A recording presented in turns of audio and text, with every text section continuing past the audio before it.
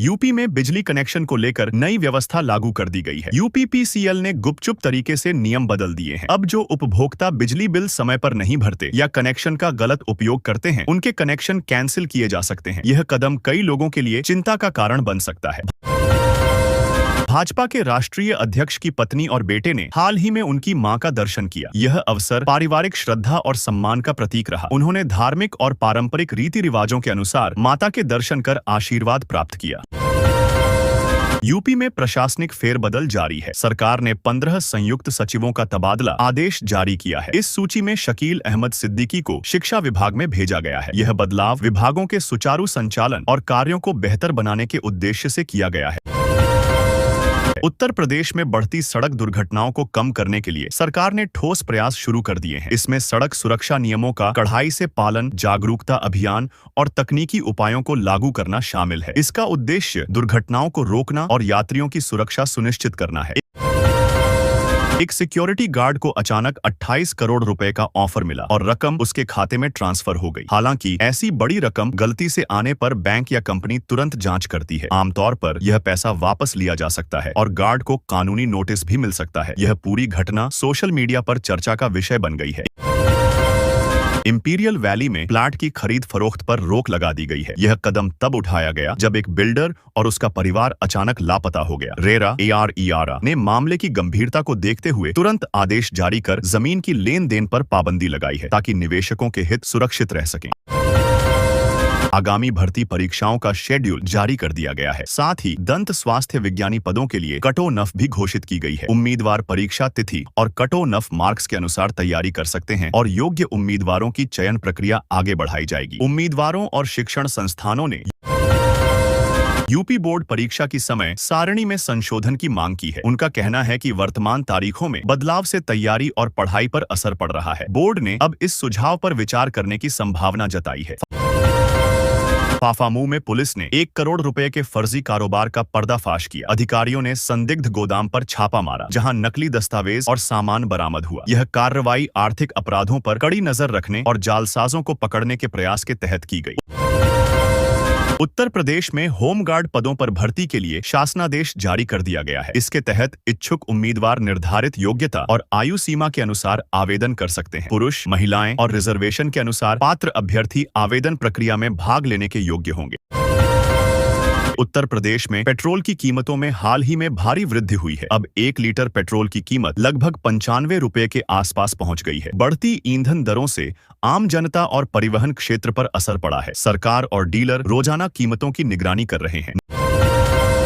Nursing ऑफिसरों को जल्द ही अस्थायी नियुक्ति पत्र जारी किए जाएंगे। आयोग ने इसके लिए चिकित्सा शिक्षा महानिदेशालय को अनुमति दे दी है। इससे चयनित उम्मीदवारों की सेवाएं शीघ्र प्रारंभ होंगी और स्वास्थ्य विभाग में आवश्यक स्टाफ की कमी को पूरा किया जा सकेगा।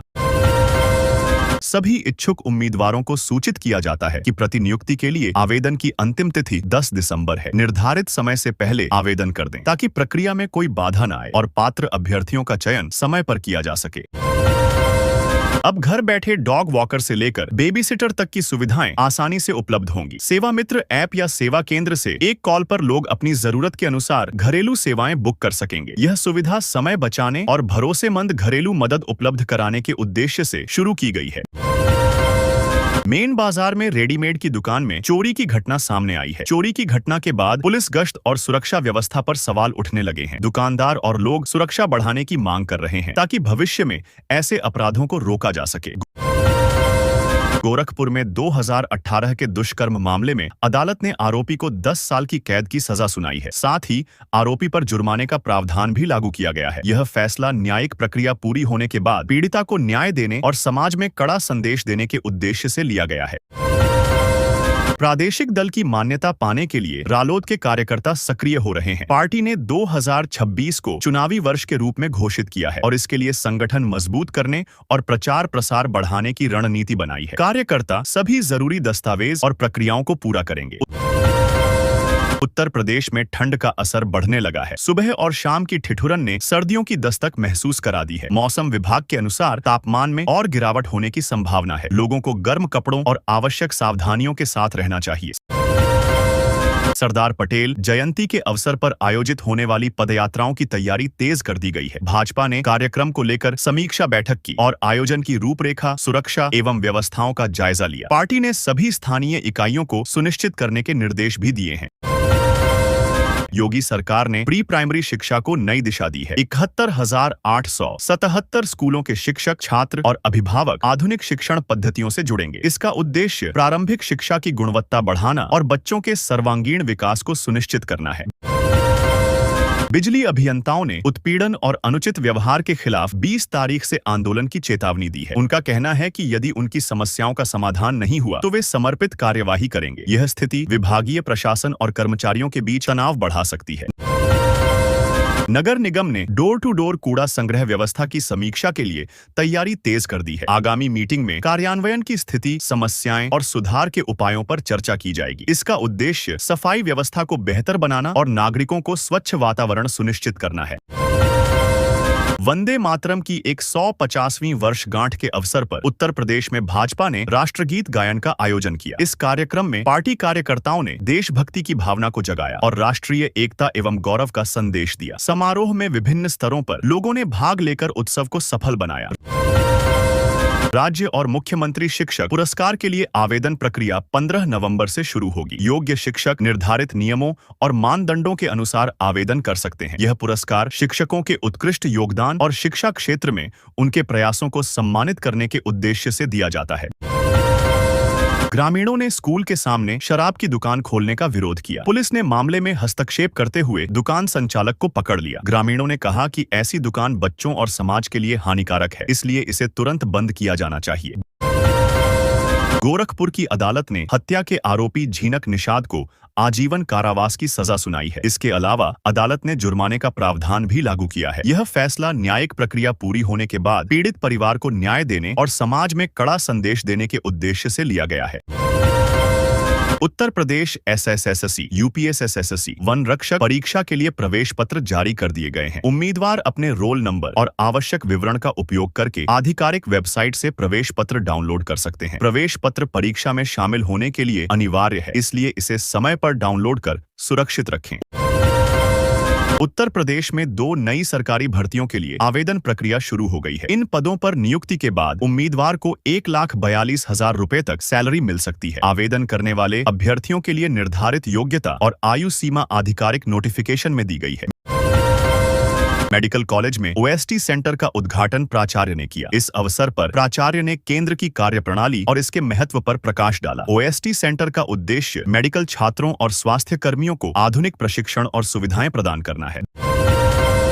10 साल बाद बुद्ध इंटरनेशनल सर्किट पर फिर रफ्तार गूंजने जा रही है। जापान सुपर फॉर्मूला रेसिंग की तैयारी शुरू हो गई है। आयोजन से मोटरस्पोर्ट प्रेमियों में उत्साह है और सर्किट पर तेज रफ्तार कारों की धड़कनें लौटने की उम्मीद जताई जा रही है। उत्तर प्रदेश में 394 केंद्रों पर 1.5 लाख से अधिक छात्र छात्रवृत्ति परीक्षा में भाग लेंगे। परीक्षा का उद्देश्य योग्य और मेधावी छात्रों को वित्तीय सहायता प्रदान करना है। अधिकारियों ने परीक्षा की तैयारियों को पूरा कर छात्रों के लिए उचित व्यवस्था सुनिश्चित की है। Uttar Pradesh public service commission UPPSSC ने सहायक नगर योजनाकार और शोध सहायक के पदों के लिए भर्ती निकाली है। इच्छुक और योग्य उम्मीदवार आधिकारिक वेबसाइट के माध्यम से आवेदन कर सकते हैं। चयन प्रक्रिया में लिखित परीक्षा और साक्षात्कार शामिल होंगे। उत्तर प्रदेश पुलिस ने होमगार्ड भर्ती 2025 के लिए अधिसूचना जारी कर दी है। इच्छुक उम्मीदवार निर्धारित योग्यता, आयु सीमा और शारीरिक मापदंडों के अनुसार आवेदन कर सकते हैं। भर्ती प्रक्रिया में लिखित परीक्षा, शारीरिक दक्षता और दस्तावेज सत्यापन शामिल होंगे। आवेदन की अंतिम तिथि जल्द घोषित की जाएगी। मकर संक्रांति 2026 14 जनवरी को मनाई जाएगी। यह पर्व सूर्य के मकर राशि में प्रवेश का प्रतीक है और खिचड़ी का त्योहार भी इसी दिन मनाया जाता है। लोग तिल, गुड़ और खिचड़ी का प्रसाद बनाकर परिवार और दोस्तों के साथ खुशियां मनाते हैं। गवर्नमेंट प्रेस में ग्रुप C के 1500 पदों पर भर्ती होने जा रही है। इच्छुक और योग्य उम्मीदवार आधिकारिक नोटिफिकेशन के अनुसार आवेदन कर सकते हैं। चयन प्रक्रिया में लिखित परीक्षा और साक्षात्कार शामिल होंगे। आवेदन की अंतिम तिथि और विवरण जल्द ही आधिकारिक वेबसाइट पर जारी किए जाएंगे। मतदाता पोर्टल में अब एक नई सुविधा जोड़ी गई है। इसके तहत आवेदन या अनुरोध पर क्लिक करने के 48 घंटे के भीतर आपका काम पूरा हो जाएगा। यह सुविधा समय बचाने और मतदाता सेवा को तेज व सुविधाजनक बनाने के उद्देश्य से लागू की गई है। उत्तर प्रदेश माध्यमिक शिक्षा परिषद यूपीएमएसपी ने निर्देश जारी किए हैं कि अब कुछ विशेष स्कूलों को बोर्ड परीक्षा केंद्र के रूप में नहीं बनाया जाएगा। इसका उद्देश्य परीक्षा संचालन को बेहतर और व्यवस्थित बनाना है। नई सूची और दिशा निर्देश आधिकारिक वेबसाइट पर उपलब्ध हैं। उम्रदराज धावकों के लिए नया नियम लागू किया गया है। अब 50 साल की उम्र पार करने वाले प्रतिभागियों को दौड़ या मैराथन में भाग लेने से पहले मेडिकल सर्टिफिकेट प्रस्तुत करना अनिवार्य होगा। यह कदम स्वास्थ्य और सुरक्षा सुनिश्चित करने के उद्देश्य से लिया गया है। 18 तारीख से सर्वेयर, सहायक सांख्यिकी अधिकारी और अन्य संबंधित पदों के साक्षात्कार शुरू होंगे। उम्मीदवारों को समय और स्थान की जानकारी आधिकारिक नोटिफिकेशन में दी गई है। साक्षात्कार में उपस्थिति अनिवार्य है और चयन प्रक्रिया में यह अंतिम चरण के रूप में माना जाएगा। मेडिकल कॉलेज के पैथोलॉजी रजिस्ट्रेशन काउंटर पर मरीजों ने हंगामा किया। इसका कारण एक्सरे मशीन का खराब होना बताया गया है। मरीजों ने लंबी प्रतीक्षा और सुविधाओं में कमी पर नाराजगी जताई। प्रशासन ने मशीन की मरम्मत और व्यवस्थाओं को सुधारने का आश्वासन दिया है। भोजपुरी अभिनेता और सांसद निरहुआ ने कहा है कि जनता एक बार फिर एनडीए पर भरोसा करे। उन्होंने आगामी चुनावों में समर्थन की अपील की और कहा कि एनडीए की सरकार ने विकास और जनकल्याण के लिए कई कदम उठाए हैं। वैश्विक मंच पर भारत का प्रतिनिधित्व करने के लिए 7 छात्रों का चयन किया गया है। ये छात्र अपनी अकादमिक उत्कृष्टता और विभिन्न क्षेत्रों में उपलब्धियों के आधार पर चुने गए हैं। उनका उद्देश्य देश का गौरव बढ़ाना और अंतर्राष्ट्रीय स्तर पर भारत की प्रतिभा दिखाना है। उत्तर प्रदेश में सरकारी नौकरियों के अवसर बढ़ गए हैं। होमगार्ड और पीएनबी में भर्ती के लिए आवेदन प्रक्रिया शुरू हो गई है। इच्छुक और योग्य उम्मीदवार निर्धारित योग्यता और आयु सीमा के अनुसार आवेदन कर सकते हैं। चयन प्रक्रिया में लिखित परीक्षा, शारीरिक दक्षता और दस्तावेज सत्यापन शामिल होंगे। रुहेलखंड विश्वविद्यालय के दीक्षा समारोह में राज्यपाल संतोष गंगवार को लाइफ टाइम अचीवमेंट अवार्ड से सम्मानित किया जाएगा। यह पुरस्कार उनके उल्लेखनीय योगदान और समाज में सेवा के लिए दिया जा रहा है। समारोह में विश्वविद्यालय के छात्र, शिक्षक और अन्य गणमान्य लोग भी मौजूद रहेंगे। उत्तर प्रदेश में कंप्यूटर शिक्षक भर्ती को लेकर विवाद उभरा है। बीएड और नॉन बीएड उम्मीदवारों के चयन में मतभेद सामने आए हैं। राज्य ने कुछ राहत दी है, लेकिन एनसीटीई गाइडलाइन के अनुसार बीएड योग्यता अब भी अनिवार्य मानी जा रही है। इस पर आगे निर्णय जारी होने की संभावना है। उत्तर प्रदेश में सड़क हादसे की भयावह घटना हुई। एक अर्टिगा कार डंपर में घुस गई, जिसमें 3 वर्षीय बच्चे समेत 2 लोगों की मौत हो गई और 9 लोग घायल हुए। पुलिस और आपातकालीन टीम ने घायलों को अस्पताल में भर्ती कराया। घटना से इलाके में मातम छा गया। मेडिकल कॉलेज से एक प्रसूता को निजी अस्पताल रेफर किया गया, जहां दुर्भाग्यवश बच्चे की मौत हो गई। घटना से परिवार में शोक और आक्रोश फैल गया है। मामले की जांच के लिए स्वास्थ्य प्रशासन ने कारणों की समीक्षा शुरू कर दी है। देश के 12 राज्यों में SIR प्रक्रिया शुरू हो गई है। फॉर्म ऑनलाइन पंजीकरण, लॉगिन और व्यक्तिगत व शैक्षणिक विवरण भरकर जमा करना होगा। आवश्यक डॉक्यूमेंट में आधार कार्ड, शैक्षणिक प्रमाण पत्र, पासपोर्ट साइज फोटो शामिल हैं। फीस ऑनलाइन जमा कर सबमिट करें और रसीद सुरक्षित रखें। प्रांत अधिवेशन आयोजित किया गया, जिसका उद्देश्य विकसित भारत के निर्माण में नई दिशा देना है। अधिवेशन में नीतियों, विकास योजनाओं और जन कल्याण के उपायों पर चर्चा हुई। प्रतिभागियों ने सुझाव और मार्गदर्शन साझा कर देश और राज्य के समग्र विकास पर जोर दिया। एडेड जूनियर हाई स्कूल शिक्षक भर्ती 2021 के लिए नियुक्ति पत्र 30 जनवरी तक जारी किए जाएंगे। चयनित उम्मीदवारों को निर्धारित पदों पर नियुक्त किया जाएगा। नियुक्ति पत्र प्राप्त करने के बाद अभ्यर्थियों की सेवाएं प्रारंभ होंगी और वे संबंधित स्कूलों में कार्यभार संभाल सकेंगे। राज्य के कॉलेजों में अभी भी 55,659 सीटें खाली हैं। इन्हें भरने के लिए 5वें राउंड की काउंसलिंग आयोजित की जाएगी। इच्छुक और योग्य उम्मीदवार निर्धारित समय पर काउंसलिंग में भाग लेकर उपलब्ध सीटों के लिए आवेदन कर सकते हैं और प्रवेश 50वें महासम्मेलन में बिजली निजीकरण के खिलाफ विरोध जताया गया। प्रतिभागियों ने कहा कि इससे आम जनता पर शुल्क बढ़ने और सेवाओं में असमानता बढ़ने का खतरा है। सम्मेलन में सदस्यों ने सरकारी नियंत्रण और सस्ती बिजली सुनिश्चित करने की आवश्यकता पर जोर दिया। गाजीपुर के एक स्कूल का निरीक्षण चिंता पैदा करने वाला रहा। बच्चों ने प्रधानमंत्री और मुख्यमंत्री का नाम तक नहीं बता पाए। वहीं स्कूल में 4 में से 3 शिक्षक अनुपस्थित थे। इस निरीक्षण ने शिक्षा व्यवस्था में गंभीर लापरवाही और समस्याओं को उजागर किया है। उत्तर प्रदेश में कार्यवाहक प्रधानाचार्यों को अभी तक उनके पद का वेतन नहीं मिला है। इस मुद्दे को लेकर शिक्षक संघ ने आवाज उठाई है और सरकार से वेतन भुगतान जल्द करने की मांग की है। संघ ने चेतावनी दी है कि यदि समस्या का समाधान नहीं हुआ तो आंदोलन किया जा सकता है।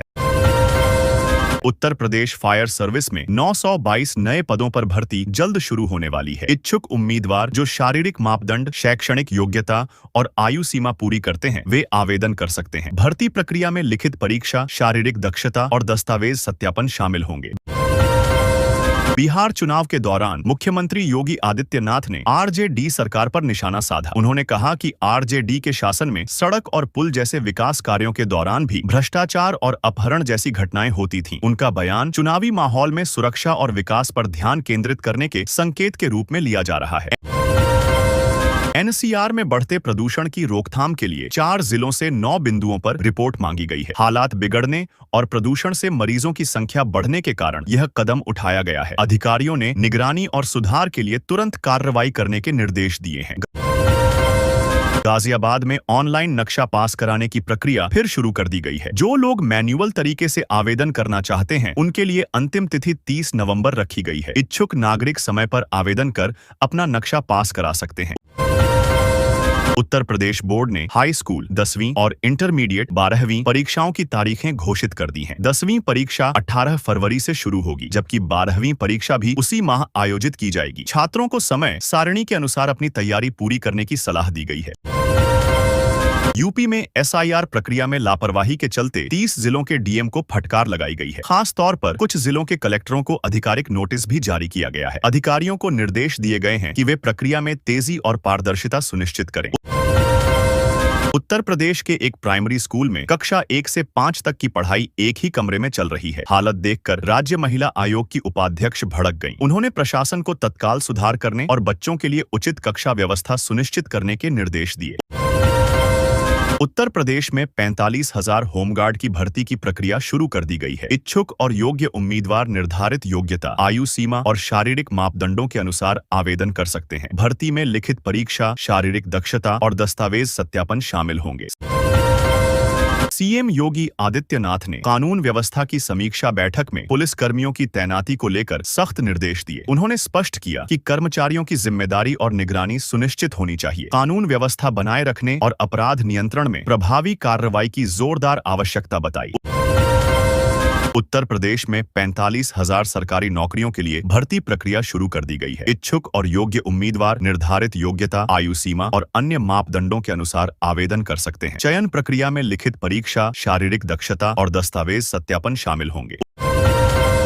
उत्तर प्रदेश में 22,000 शिक्षकों की भर्ती प्रक्रिया जल्द ही शुरू होने वाली है। इच्छुक और योग्य उम्मीदवार निर्धारित योग्यता, आयु सीमा और अन्य शर्तों के अनुसार आवेदन कर सकेंगे। भर्ती प्रक्रिया में लिखित परीक्षा, दस्तावेज सत्यापन और चयन प्रक्रिया शामिल होगी। उत्तर प्रदेश में सदस्यता अभियान में जबरदस्त उत्साह देखने को मिला। इस अभियान में एक पार्टी ने 65 लाख लोगों को अपनी सदस्यता में जोड़ा। इससे पार्टी की जन समर्थन ताकत बढ़ी है और आगामी राजनीतिक गतिविधियों में इसका प्रभाव देखा जाएगा।